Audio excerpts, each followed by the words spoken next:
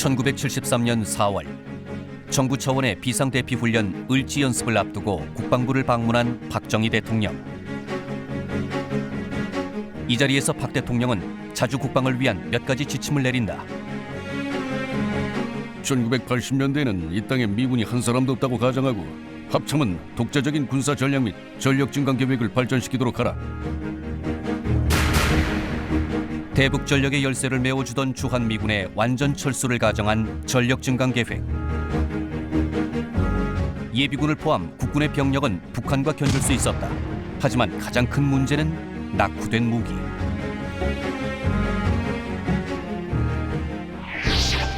우선적으로 육해 공군에서 군 장비 현대화를 위해 필요한 계획을 세우고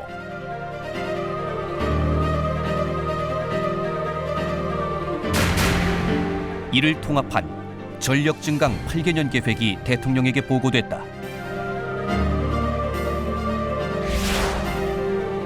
(1974년부터) (1981년까지) 차근차근 전력을 키워나갈 예정이었다.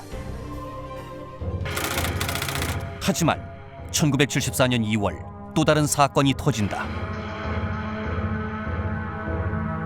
백령도 근처 공해상에서 북한 군함의 공격을 받아 민간 어선 한 척이 격침되고 다른 한 척은 북으로 끌려간 것이다.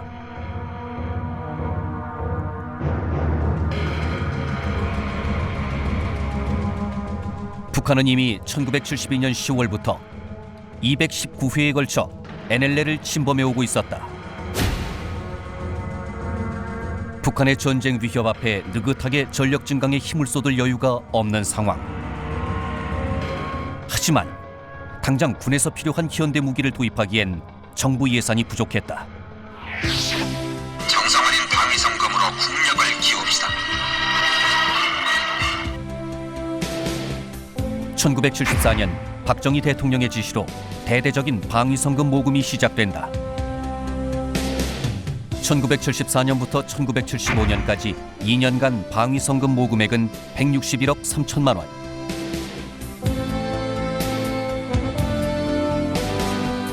국민성금으로 F-4D 팬텀기를 5대 구입하고 고속정도 도입했다. 북한의 전쟁 위협 앞에 급한 대로 공군과 해군의 장비를 구입했지만 군 장비 현대화 사업을 장기적으로 이끌어 나가기 위해서는 보다 안정적인 재원 마련이 시급했다. 우리는 자주 국방에 대한 절실한 요청과 조국 수호에 대한 국민적 결의가 그 어느 때보다도 높은 가운데 조국 수호에 대한 결의를 굳게 다짐하면서 막강한 그 힘을 과시하고 있습니다. 1975년 7월 16일 방위세법이 공표됐다. 새로 제정한 방위세로 국방비가 기존 GNP의 3.3%에서 6% 수준으로 대폭 상향된 것이다.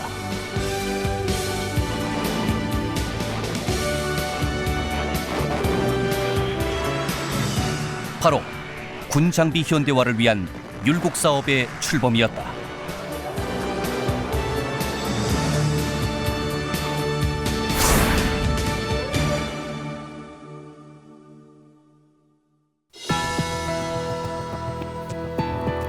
여러분 안녕하십니까? 첨단 국가의 초석 방위산업의 남희경입니다.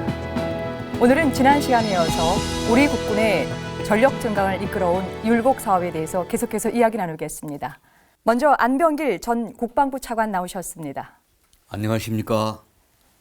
한국국방연구원의 부영욱 박사 나오셨습니다. 안녕하십니까? 건국대학교 방위사업학과의 서우덕 교수 자리하셨습니다. 네, 안녕하십니까? 방위산업의 모든 역사가 그렇게 했던 것처럼요. 율곡 사업 역시 1970년도 중반에 우리나라가 처한 위기를 우리 스스로가 극복해 보자는 도전의 이야기였습니다. 특히 자주국방의 기반을 마련하기 위해서 국민들이 정성스럽게 모은 방위성금과 방위세도 이렇게 모아졌는데요. 안병길 차관님, 예. 이게 외국에서 빌려온 차관도 아니고요. 국민들이 정성스럽게 모은 혈세이기 때문에 특히 박정희 대통령께서 이 율곡 사업 시작할 무렵에 조금이라도 이 부정적인 부분으로 이 돈이 쓰여져서는 안 된다는 얘기를 또 강조를 하셨었고요. 실제 이 진행되는 과정 하나하나를 또 직접 많이 또 챙기셨다고 하는데 당시 어떤 것으로 이렇게 많이 직접적으로 챙기셨나요? 자주 국방에 대한 의지가 누구보다 강했다고 생각합니다. 대통령께서. 그래서 아까 사회자께서 얘기하시는 것처럼 낭비가 되지 않도록 국방부의 특명검열단을 창설을 해가지고 비리가 없도록 감독을 하셨고, 뭐 대통령의 특명검열단이니까 누구의 어떤 제재도 받을 필요가 없는 겁니다. 율곡 예산이 일반에는 공개가 안 됐거든요. 그러니까 대통령께서는 상당히 부담을 가지시는 겁니다. 그래서 이것이 법에 위배되지 않도록 율곡 방침 및 절차를 대통령령으로 만들으셔가지고 모든 율곡 사업은 그 절차를 거치도록 그렇게 하셨고, 특히 또 국방부에서 보면은 대통령이 얼마나 바쁜 분입니까? 그 바쁜 일정 속에서도 추진되는 사업 하나하나를 직접 대통령이 제가를 하셨습니다. 예. 뭐 이제 하나하나 이제 챙겨가시면서 또 제가 하는 이런 모습도 지금 말씀을 주셨는데요. 서 교수님, 실제 이제 율곡 사업제 세부 지침서를 이렇게 보게 되면은요, 외부 간섭을 좀 줄이고 능동적으로 또 이게 추진을 해라라고 이런 내용을 좀 담고 있거든요. 그러면 이제 절차가 간소해지면서 이게 굉장히 일이 효율성은 있을 것 같은데요. 오히려 절차가 이렇게 좀 줄어들게 되면서 폐쇄성도 있을 것 같은데 이 당시에 이제 굉장히 큰 돈인지 모아셨는데 혹시 엉뚱하게 쓰여질 수 있는 이런 또 가능성은 없었는지요? 지금 대통령께서 뭐 외부 간섭을 최소화해라라고 지침을 주신 배경은 제가 듣기로는 뭐 두 가지 정도 있는 걸로 알고 있습니다. 첫째는 뭐 국회라든지 또는 경제부처에서 일반 사업과 같이 심의를 하고 검토를 하고 하는 그런 과정을 거치게 되면은 우선 보안 유지에 문제가 생길 가능성이 있다. 그러니 이제 그런 부분을 조금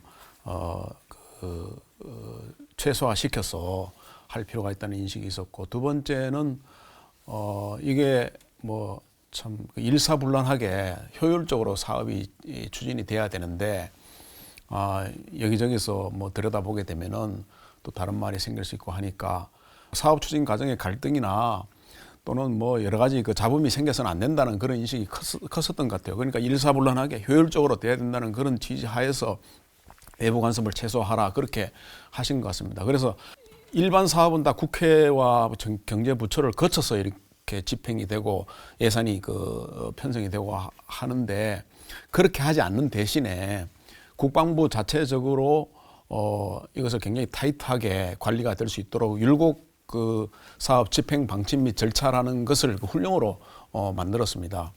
그래서 그 훈령이 이제 사실은 1970년대부터 80년대, 90년대까지 국방부의 율곡 사업을 집행하고 관리하고 처리하는 기본적인 그런 규정이 되었었는데요.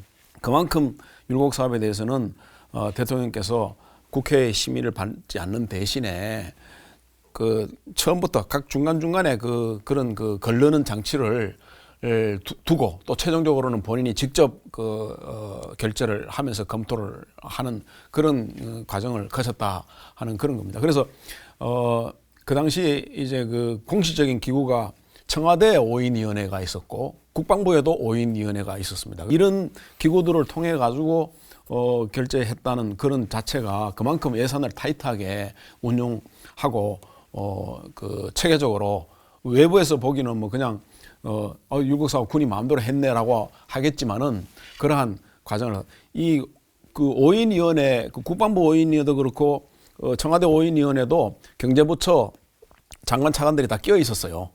그러니까 뭐 전혀 국방부 단독으로 한 건 아니었다 하는 그런 말씀을 드릴 수 있겠습니다. 예. 이제 박정희 대통령이 이제 꼼꼼하게 이제 지시하에서 이제 이루어진 것을 좀 들을 수가 있는데요.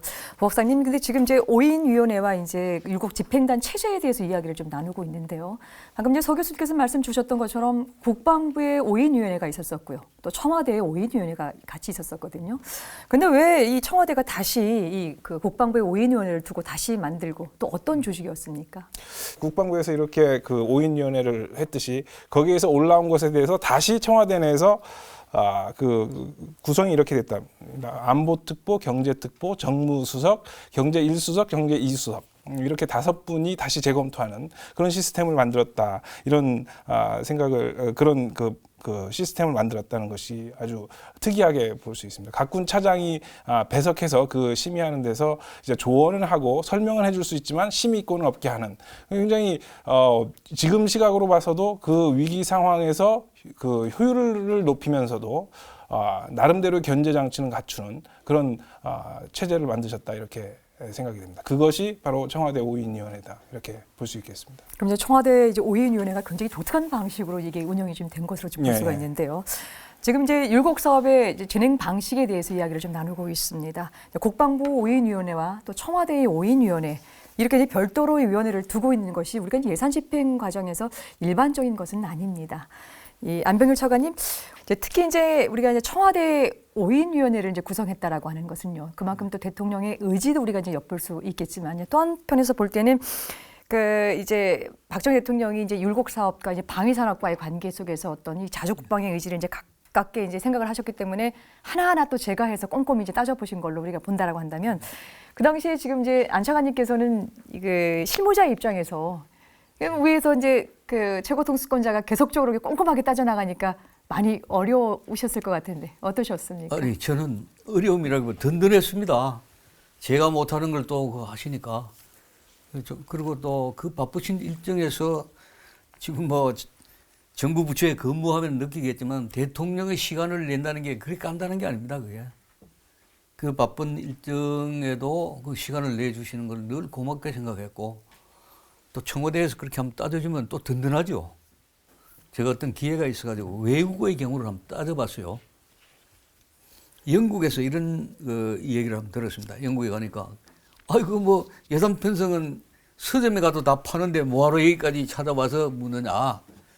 이상하다고 여기저기 질문하고 있으니까 그 실무자 한 사람이 조용히 불러가지고 뭐 우리가 따지는 그게 좀 딱해서 그런지 자기들의 그 예를 이렇게 그것도 기록에 남은 이런 것들이 아닙니다.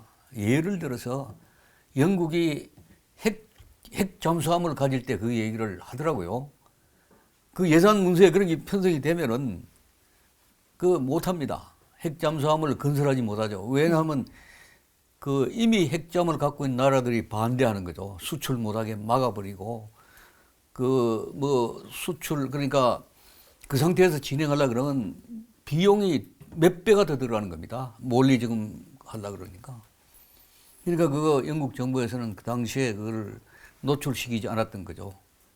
그냥 국방 예산을 이렇게 승인을 했는데 보면은 상당히 큰 부분이 덩치가 없어져 버리는 거예요. 없어지는 거예요. 그게 전부 이상하게 생각 아닙니까? 그래서 이제 그 수상이 의회에 불려갔다고 그럽니다. 그러니까 수상이 거짓말을 못 시키지 않습니까? 그러니까 그 실무자 하나 이 대동을 시키고 그 비밀리에 이렇게 답변하도록 그렇게 만드는 모양이에요. 그래서 그때 이제 그 얘기가 예산을 아직까지도 우리가 핵잠을 가질 때까지 뭐 2년이 더 남았다. 그 핵잠을 만들 때까지 그 단년도에 끝나는 사업이 아니거든요. 3, 4년이 이렇게 계속되는 사업이니까. 이게 우리가 핵잠을 만들기 전에 이게 노출돼 버리고 나면은 첫째는 만들지 못하는 경우도 생긴다. 막으니까 지금 핵을 가진 나라는 지금 이미 가진 나라들은 전부 못하게 지금 다 그 방해를 하지 않습니까? 다음에 몰리 추진한다 하더라도 비용이 몇 배 든다. 그걸 이해해달라. 일단 우리가 핵잠을 가지고 난 이후에는 어디 썼느냐 물으면 다 답변하겠다. 그렇게 양해를 받았다고 그럽니다. 그리고 영국은 핵잠을 갖게 됐고 그 이후에는 지금 얘기를 하는 거죠. 그래서 그런 그 아주 그 비밀리에 추진해야 될 그런 사항은 그렇게 편성이 되고 집행이 됐다. 그런 얘기를 듣고 왔습니다.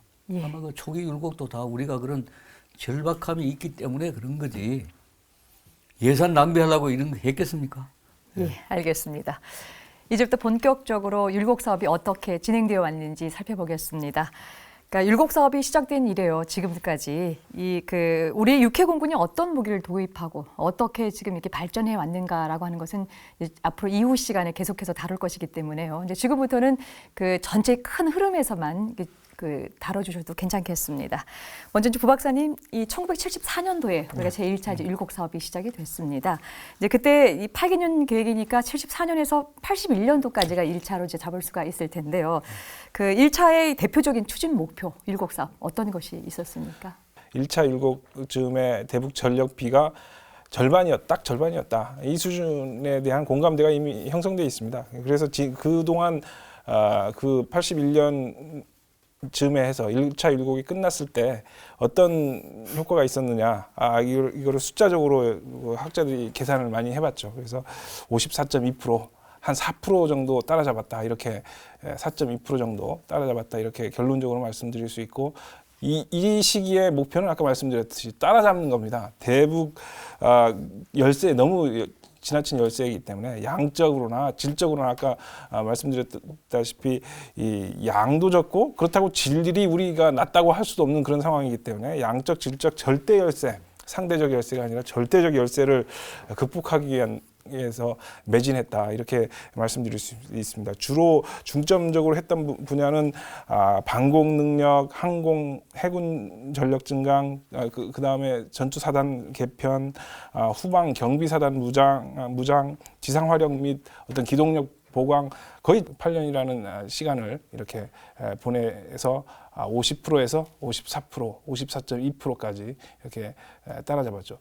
만약에 북한이 또 가만히 있었으면 더 많이 따라잡았을 텐데, 북한도 우리가 또 열심히 하니까 또 막 늘리는 겁니다. 그래서 좀 보기에는 좀 적게 그 따라잡은 수준이 좀 너무 적은 거 아니냐, 이렇게 볼 수 있지만 북한은 또 가만히 있지 않거든요. 그런 것 때문에 그 정도 성과다. 적다면 적지만 나름대로 최선을 다한 결과가 아니었겠느냐, 이렇게 생각을 합니다. 네, 이야기 잘 들었습니다. 자, 안철관님, 자료를 찾다 보니까요, 1차 율곡 사업 기간 동안에요, 장비의 현대화뿐만 아니라요, 이 전투 사단을 개편하는 작업도 하셨었는데 어떤 내용으로 개편하셨습니까? 율곡 사업에서 장비만 획득이 된다고 해서 전투력이 발휘되는 것이 아니고, 그 장비를 운용할 수 있는 그 병력,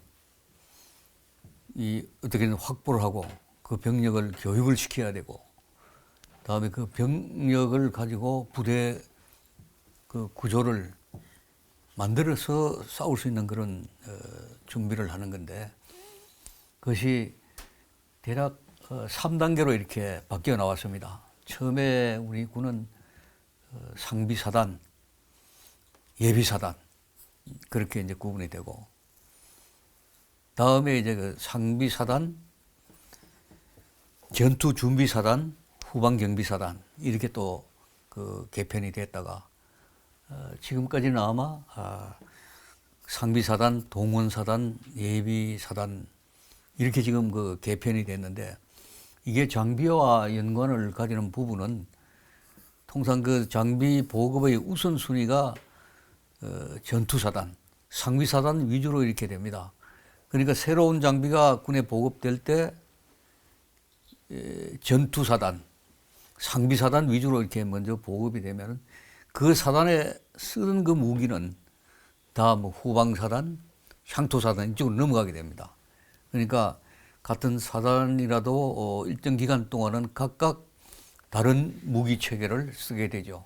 어쨌든 그 장비와 그 인원, 부대 구조 발전, 이런 것들이 같이 그 엇물려 가지고 돌아가는 것이 율곡 계획이다, 이렇게 이해를 하시면 되겠습니다. 네, 이제 장비와 이제 인력을 골고루 이제 이게 재정비하는 그 시점으로 볼 수가 있을 텐데요. 서 교수님, 이제 1979년도에 이제 박정희 대통령이 서거를 하게 되고, 이제 그럼에도 불구하고 이제 1차 율곡 사업이 마무리가 잘 되었습니다. 이제 82년도부터 이제 제2차 율곡 사업이 이제 시작이 됐는데요. 2차 때는 좀 중요한 성과가 좀 많이 있었던 걸로 알고 있는데 어떻습니까? 예, 그 2차 율곡 사업은 박정희 대통령이 79년도 서거하시고 81년도까지 이제 마무리가 됐습니다. 그런데 그 전두환 대통령이 들어서면서 그 기간이 이제 그 2차 율곡 사업 기간으로 보시면 됩니다. 그 2차 율곡 사업 때는 그 사업의 목표가 기본적으로 그 1차 율곡 사업 때 좀 그 미비했던 부분을 보완하는데 사실 중점이 주어졌고, 그리고 그 더해서 이제 그 당시는 이제 1차 율곡 사업을 통해서 거의 재래식 기본 병기에 대한 개발이나 이런 생산 체제를 거의 다 갖춘 그런 상태였기 때문에 이제는 좀 더 정밀한 무기, 그 선진국에서 사용하는 그런 무기를 우리도 이제 개발해 보자 하는 좀 더 이제 도전적인 그 선진국 무기에 대한 그 개발, 이런 그 부분이 그 추진이 됐습니다. 그 당시에 나온 그 개발되기 시작한 장비들이 한국형이라는 이름으로 이렇게 추진된 것들이 많았고요. 그 좀 도전적인 그런 그런 그 사업들이 있었습니다. 예를 들면 뭐 K200 그 장갑차라든가 또 K1 전차, 그 88 전차라고 하는 그 당시 그 있었고, 또 K55 그 자주포 155mm 그 자주포도 국내 생산하는 걸로 그렇게 했고, 뭐 다련장 로켓도 그 자체적으로 개발했고, 해군에서 쓰는 그 울산함이라는 그 함정, 그거는 이제 그 1차 율곡 사업 때 개발하긴 했어도 그 2차 사업 때 대량으로 쭉 그 건조되기 시작했고, 그 우리 그 얼마 전에 천안함 그으로 불려지는 그 초계함 PCC 그 함정도 이제 우리 사실 한국형이죠. 이런 부분들이 그 당시에 쭉 건조되기 시작한 그런 겁니다. 공군에서도 뭐 제공호라고 해서 처음으로 우리가 전투기를 우리가 개발한 건 아니지만 국내에서 기술 도입 생산하는 그런 부분. 그래서 그 당시에는 전반적으로 좀 선진권 무기를 우리도 적극적으로 우리 손으로 만들자 하는 그런 그 시대에 접어들어서 많이 그 개발이 이루어졌다, 그렇게 볼 수 있습니다. 건군 이후 우리 군의 실질적 전력 증강 첫 사업인 율곡 사업.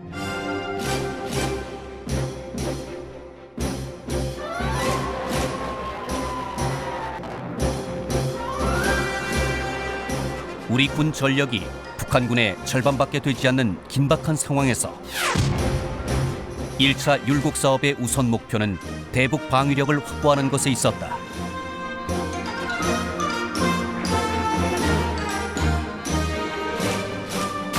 우선 일선 병사들의 소화기부터 바뀐다. M1 소총과 카빈 소총을 대신해 M16 소총이 전 부대에 배치된 것이다. 1950년대 도입된 M47, M48 계열의 구형 전차 역시 개량된 성능의 신형 전차로 대체된다. 해군의 장비 역시 혁신적으로 개선된다.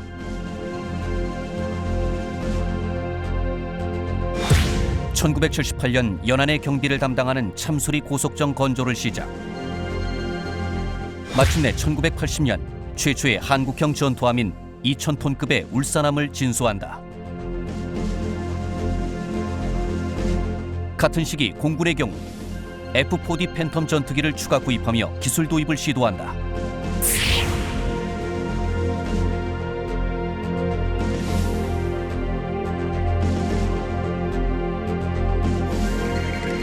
이렇게 1차 율곡 사업으로 재래식 병기를 국산화하며 조성한 방위산업 기반 위에 1980년대에는 자주국방을 실현하게 된다.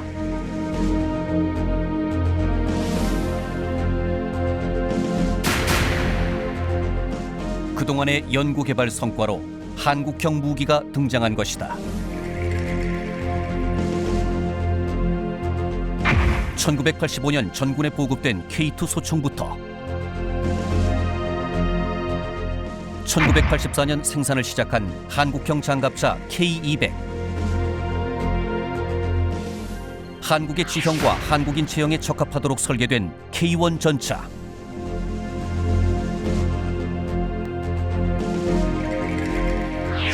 1987년에 실전 배치된 지대지 유도탄 현무.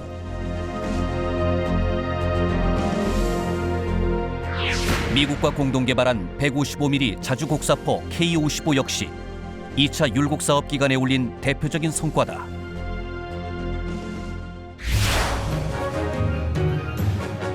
해군의 경우 고속정, 초계함, 호위함을 계속 건조했으며 이렇게 쌓인 경험과 기술력으로 3차 율곡 사업부터는 1200톤급 잠수함까지 만들게 된다.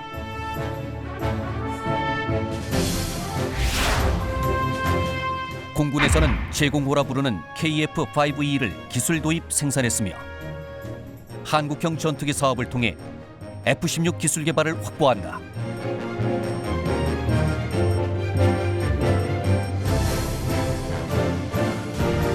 (1974년부터) 시작해 (1992년까지) 3차에 걸친 율곡 사업의 성공적인 추진, 자주 국방의 기반 조성과 더불어 대북전력의 질적 우위를 확보하게 된 것이다. 이제 부 박사님 이제 앞서서 율곡 사업을 이제 시작할 때요. 기본적인 목표가 남북 간의 전력 차를 좀 좁히는 데 있다라고 이제 설명을 좀 주셨었는데요. 그렇다면 율곡 사업 출발 당시에 우리의 전력이 이제 북한의 절반 정도 됐다라고 이제 말씀을 하셨어요. 근데 3차 이제 율곡 사업까지 끝나고 나서 우리의 어떤 그런 전력 많이 좀 높아졌나요? 어땠습니까? 북한의 위협이 갈수록 고조되기 때문에 빨리 우리의 자주적 방위 역량을 확보를 해야 됐었죠. 그래서 이런 어느 정도까지 증강이 되었느냐, 이것이 이제 굉장히 중요한 관심사였고, 시작하기 전에는 50%였고 1차 율곡이 끝났을 때는 54.2% 북한 대비 우리 전력이요. 2차 율곡이 끝났을 때는 60.4%, 3차 율곡이 끝났을 때는 71.5%, 아까 안차관님께서 말씀하셨듯이 이렇게 됐습니다.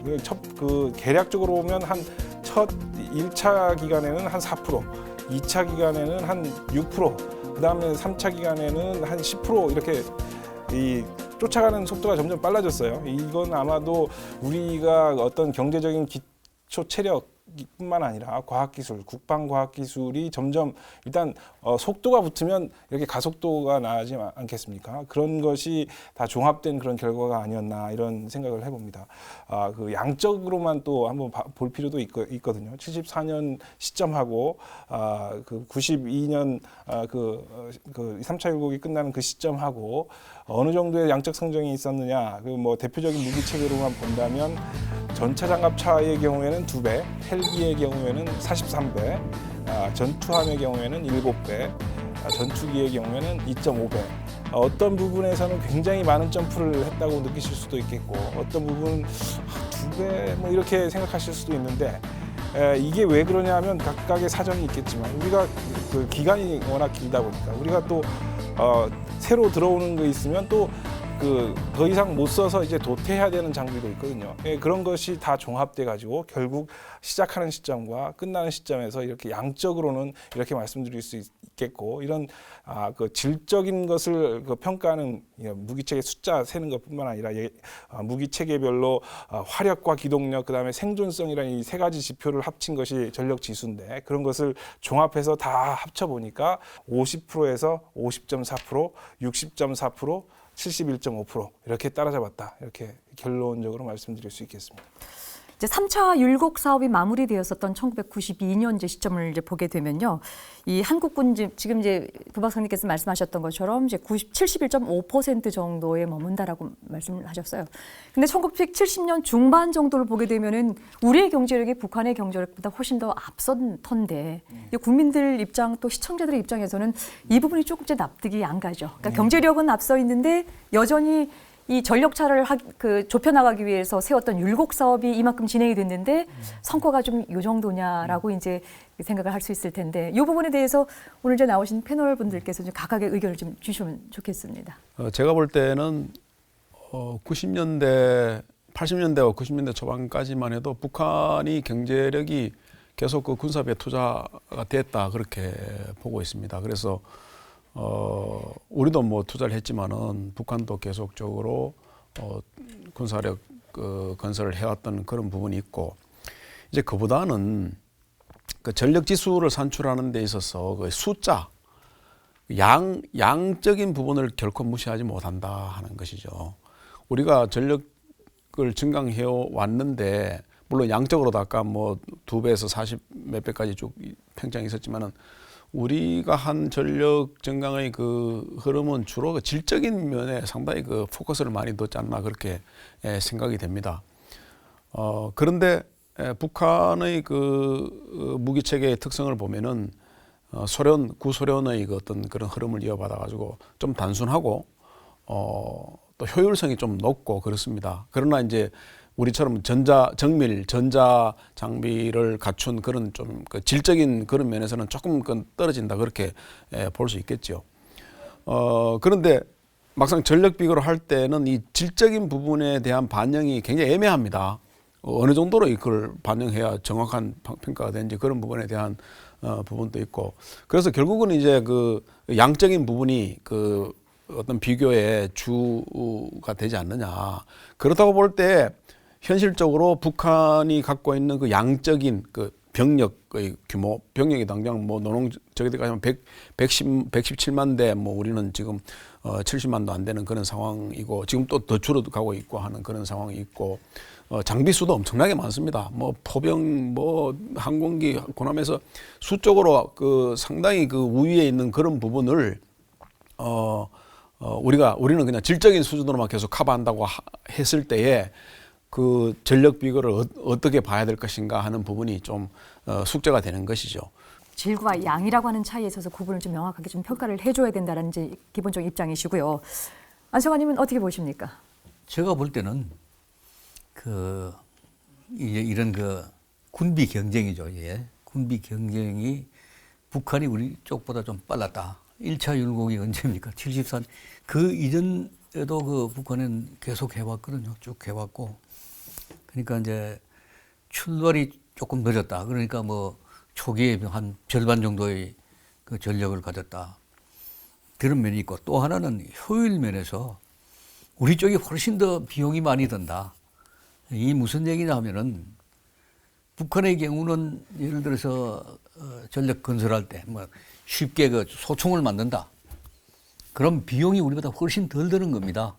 그 이유는 공산주의 경제 체제가 그렇지 않습니까? 여기 보면 인건비 싸지요. 또 어떤 경우에는 뭐 강제 동원하면 인건비 돈이 들질 않습니다. 그러니까 이런 면이 그 짧은 기간에 우리가 그 경제적 그런 그 격차에도 불구하고 따라잡지 못했다. 거기 작용했을 거로 봅니다. 지금은 다르죠, 이제. 예. 이제 북한이 이제 전력 증강을 하게 된 시점이 조금 우리보다 앞서 있었었고, 또 실질적으로 이 사회주의 계획 경제라고 하는 것이 오히려 하나 그 물건을 만들어낼 때 아주 굉장히 저렴하게 했을 것이라는 의견이신데요. 후 박사님은 어떻게 보십니까? 예. 그냥 액면가로 했을 때 우리가 처음 북한을 넘어선 게 76년이에요. 76년이고, 그거를 그 92년까지 끝날 때까지 북한이 이때까지 했던 거, 현대적 의미의 군사력 건설 먼저 출발했죠. 그걸 다 더하고 우리가 74년부터 본격적으로 한 거 다 더했어요. 그리고 다 보니까 액면가로 했을 때 우리가 그때까지도 뒤져 있었어요. 82%, 북한의 82%였다는 거죠. 그게 이해가 되지 않습니까? 결국 이제 이 율곡 사업의 평가가 이제 이 숫자로 보는 이 정량적인 평가라고 하는 거에 또 하나는 함정이라는 것을 이제 세 분의 이제 변호를 통해서 이제 알게 됐습니다. 그런데도 불구하고 또 한 가지 또 한번 궁금해서 좀 짚고 가야 될 부분이요. 이제 각군의 이제 균형 문제입니다. 74년부터 92년도까지 그 율곡 이제 3차 사업을 이제 마무리하면서요. 결국 이제 결과만 이렇게 딱 놓고 봤었을 때 우리가 지상 전력에 이 투자했던 것이 한 60%가 넘는다라는 이런 평가를 하고 있습니다. 물론 여기 이제 세부적으로 따져 들어가서 따지게 되면 좀 다른 평가가 있을 수 있다라고 하지만 이 의견에 대해서는 전적으로 동의하는 지금 상황에 있습니다. 자, 그렇다고 한다면 지금 현재 한반도 지도를 넣었을 때 3면이 바다고요. 더군다나 현대전에 있어서의 이 어떤 최초의 어떤 이런 승리를 좌우할 수 있는 것이 이제 공중전인데요. 이런 점을 봤었을 때는 조금 이런 부분이 좀 아쉬운 면이 없잖아 있는데요. 왜 이런 현상이 일어나는지 이번에는 후 박사님 먼저 좀 시작을 해 주시죠. 전쟁이 발발하면 미국은 신속하게 북한이 이제 쳐들어오지 않습니까? 그 뒤에 후방에서 오는 그런 그 지원 세력들을 핀포인트로 타격할 수 있기 때문에 한국군이 그 지상군이 어느 정도 그 훌륭한 지상군을 건설해 놓으면 한국에서의 전쟁이 승리가 가능할 것이다, 이런 판단을 한 거죠. 이 상호 간에 밀접한 그 의사 교환이 있었겠죠. 그리고 또 그 미국이 얼마나 우리나라에서 멀리 떨어져 있습니까? 요새도 비행기 타서도 9시간, 11시간 이렇게 걸리는 데인데 본토에서 증원군이 올라면 석 달 걸리는 거죠. 석 달 걸리는데 한국군이 그 시점에 북한군은 또 속전속결하려는 거 아니겠습니까? 그래서 이 임박한 전쟁에서 우리가 승리하기 위한 그런 판단을 했을 때 지상 전력을 우선적으로 조금 하고, 이 항공기나 그 항공모함은 이 전진 배치돼 있으니까 이렇게 그 미국의 힘을 좀 빌 수 있는 것이죠. 또 항공기, 그다음에 해상 전력은 또 돈이 엄청나게 많이 들어가는 것이거든요. 그리고 또 군사력 건설 그 기간도 한두 해 되는 것이 아니고 10년, 15년 이렇게 걸리는 거기 때문에 일단 그 장기적 시계로 봤을 때 효율성, 그러니까 그 진흙탕 속에서 앞이 안 보이는데 일단 헤쳐나가야 문제를 해결해야 되기 때문에 그런 차원에서 그 효율성, 전략적인 마인드를 가지고 이렇게 투자를 했다, 이렇게 볼 수 있겠습니다. 네, 전략적인 효율성 때문에 지금 그렇게 지금 집중 투자한 건 아니냐, 이렇게 말씀을 주시는데요. 이 각군의 균형 문제, 차관님은 어떻게 보십니까? 공군이나 해군 전력이 현대전에서 중요한 건 맞습니다. 그건 맞는데 이제 여기 따른 시각은 각각 다르죠. 이제 국방부에서도 이게 상당히 그 논란의 대상이 되는 겁니다. 정책 회의를 할 때 보면 각 군별로 누가 양보하려고 그럽니까? 다 그러고 있죠. 근데 이게 결국 우선순위 아닙니까? 제한된 돈을 가지고 어느 쪽에 돈을 먼저 투자하느냐. 그게 기초가 되는 것이 합참의 그 제2사업이라고 전략 목표 기획서, 거기에 보면 이제 뭐 북한 대비 우리가 가져야 될 전력 쭉 나열하는데 그 순서대로 이제 율곡이 진행이 되는 겁니다. 그 결과가 이제 뭐 50%가 될지 60%가 될지 이게 이제 지상군에서 섰다, 이렇게 나온 건데, 또 제가 볼 때는 그 제2수업을 결정할 때 한두 사람이 결정한 게 아니거든요. 그게 육해공군 전부 전문가들이 모여가지고 이렇게 다 이렇게 토론해가지고 만들어진 거란 말입니다. 그러니까 이제 그래서 이제 외부에서 볼 때는 불균형을 가진 것처럼 보이죠. 그러나 우리 육군의, 우선 보면 육군의 병력 수가 상당히 많지 않습니까? 해공군에 비해서 5만 대 45만 이렇게 되거든요. 예를 들면 이 병사들에게 기본적으로 지급되는 뭐 소총이 있다. 한번 계산해 보십시오. 그게 어떻게. 그거는 60% 정도가 아니고, 해공군 이제 5만 정 들어가면 예를 들어서 전부 무장을 할 수 있는데, 육군의 경우는 45만 정이 들어가야 그래 되는 겁니다. 그리고 또 하나는 아까 뭐 진흙탕 속에서 뭐 이렇게 살 길 찾다 보니까 그것도 맞는 말씀이에요. 왜냐하면 제일 비용이 적게 드는 게 육군 쪽입니다. 주로 뭐 참호파고 방어진지 구축하고 그런 쪽에 돈을 많이 쓴 것을 저는 참 안타깝게 생각했어요. 현대전은 그 해공군 전력 위주로 이렇게 전강되는 건 맞습니다. 우리 경제가 지금 좀 나아졌으니 지금 좀 다르더만 보니까 뭐 F-35도 지금 가져겠다고 그러고, 잠수함, AWACS, 우리가 필요했지만은 돈이 없어가지고 갖지 못했던 게 많은데 지금은 계획하고 있으니까 차츰 이렇게 개선이 될 거로 봅니다.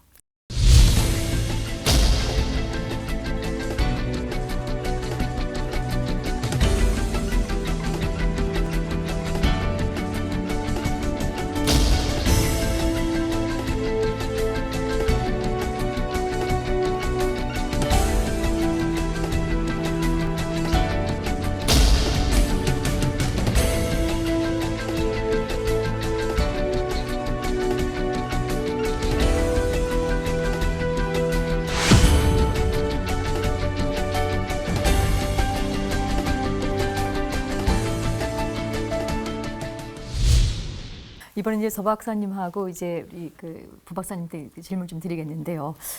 우리나라 이제 국방산업 방위산업사를 이제 살피게 되면요, 이제 이 율곡 비리를 꼭 또 빼놓을 수 없게 꼭 이제 처리를 좀 해야 되는데요. 자세한 뭐 시시비를 여설도 가릴 수는 없을 테고요. 전반적으로 이런 문제가 왜 발생을 하는지, 그 당시에 이 국민이나 우리 정부가 받았던 이 충격이 굉장히 이제 크게 지금 일기 때문에 어떤 이유 때문에 이런 것들이 좀 발생할까요? 예, 서 교수님께서 먼저 좀 주시죠. 예, 1993-4년도 문민정부가 들어서면서 이제 율곡 감사를 했었죠. 감사원에 의해서. 그런데 그 당시의 어떤 그 분위기로 본다면은 뭐 그동안 한 20년 동안 율곡 사업이 추진이 됐는데 이게 일반인들의 인식 속에는 비밀 사업이었다. 뭐 그래서 당시 이제 그 소련하고도 뭐 수교를 하고 중국하고도 수교를 하고 냉전이 종식이 되고 그 긴장이 완화되는 그런 안보 상황에 있었고, 또 그 당시에 F-16이냐 F-18이냐 하다가 기존 결정이 뭐 F-16으로 됐는데 거기에 대한 뭐 논란 이런 부분들이 좀 있어서 이제 율곡 사업도 짚어봐야 되는 거 아니냐 하는 그런 뭐 기류들이 좀 있었던 것 같습니다. 그래서 율곡 감사를 했는데, 그런데 문제는 율곡 사업이라는 것이 굉장히 뭐 다양하고 복잡합니다. 절차도 그렇고 사업마다 특성도 다 달라서 이렇게 뭐 단순화시킬 수 있는 그런 것도 참 힘들고, 그래서 사업마다 추진된 그 역사와 사정과 정황이 다 있어서 뭐 그렇게 이제 추진이 됐는데, 근데 일반 그 비전문가인 입장에서 볼 때는 뭐 이해되지 않는 부분도 당연히 있을 수 있죠. 그래서 제가 그 율곡 감사 나온 그 결과에 대한 자료 이런 걸 잠깐 보니까 그 중에 그 당시 가장 그러니까 18년 동안 그 율곡 사업이 추진되면서 투자된 돈이 22조 2천억인가 됩니다. 22조 2천억 정도. 그런데 그 18년 동안의 율곡 감사를 그 대상으로 한 결과로 이제 지적된 것이 가장 크게 중요시된 부분이 전체적으로 한 1,000억 정도 이제 부적정하다라고 한 부분이 나왔는데, 그 1,000억 중에서 830억 정도에 해당되는 부분이 뭐에 해당되는 거냐면은, 감사관들이 봤을 때 군에서 그 도입한 장비가 내가 보기에는 한 요 정도의 성능만 갖고 있어도 되겠는데 왜 군에서는 더 좋은 성능의 무기를 샀느냐? 그러니 이 약간 그 차이 나는, 만약에 요 정도 성능의 장비를 구입해서 뭐 1,000억 들었는데 좀 더 좋은 장비를 샀기 때문에 1,200억 들었다 그러면 그 200억은 이거는 뭐 잘못된 것이다, 부적절하고 낭비된 것이다라고 이렇게 판단을 한 겁니다. 그러면은 그 성능이 과연 군의 그 전력 투자 사업의 속성은 사실 비용보다는 성능에 상당한 그 비중과 무게를 두는 겁니다. 지금 우리가 저가 싸움에서 이기느냐 지느냐 하는 그런 문제를 다루고 있는데, 지금 돈이 얼마냐 이걸 따지다가는 뭐 지고 나면 돈이 무슨 소용이 있습니까? 그렇기 때문에 기본적인 마인드와 기본적인 정신이 어느 나라나 다 마찬가지입니다. 무기는 성능에 더 주안점을 둔다. 비용이 더 비싸더라도 이런 관점을 갖고 접근을 하는데, 그 감사에서 나온 분들이 왜 이거 조금 더 산 장비가 있는데 그걸 두지 않고 좀 더 성능이 좋고 좋다고 해서 비싼 장비를 샀느냐, 잘못됐다라고 처벌하라 그러면은 군에서 누가 그걸 받아들이겠습니까? 못 받아들인 거죠. 그런 부분. 그래서 사실 민간인 입장에서 볼 때는 내가 보기에는 이 정도 충분한데 네가 더 불필요한 돈을 낭비했으니까 너 처벌받아라는 이런 부분이 국방부로서는 받아들일 수 없는 거죠. 당연히.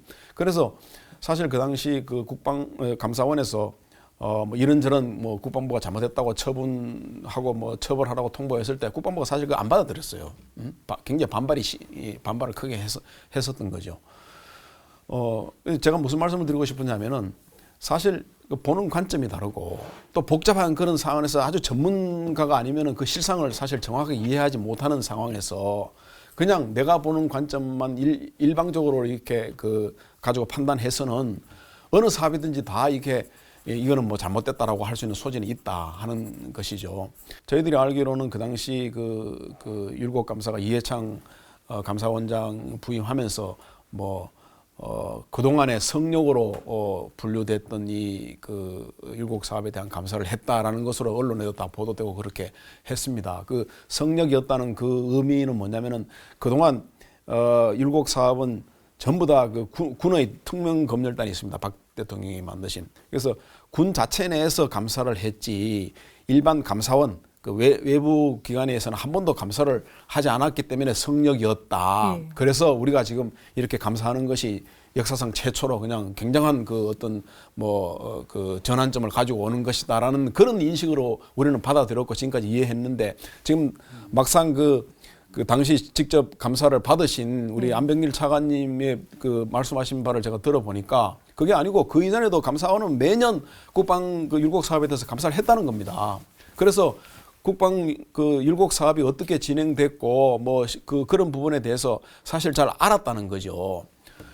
그리고 그 전에까지만 해도 사실은 이런저런 사실 그 감사원의 평가는 사실 정부 어느 부처보다도 이 율곡 사업은 깨끗하게 집행이 됐고 참 그 손볼 데가 별로 없어서 표상까지 줘야 된다고 장관한테 건의할 정도로 그렇게 잘 해왔다는 것인데 갑자기 이렇게 성역을 타치를 하는 것이다. 또 그러고 나서 그 결과가 뭐였습니까? 그 전직 국방장관 한두 명하고 총장을 이제 구속하고 하는 그런 사건이 있었는데 그 구속한 내용들을 보니까 건설업체하고 관련됐고 무기 중개상하고 관계됐고 그래서 방산업체하고 직접 관련되는 거는 보니까 뭔지 명확하게 구분이 안 되는 그런 것이더라고요. 예, 지금 이제 굉장히 중요한 말씀을 주셨기 때문에 한 가지 이제 확인을 하고 좀 가겠는데요.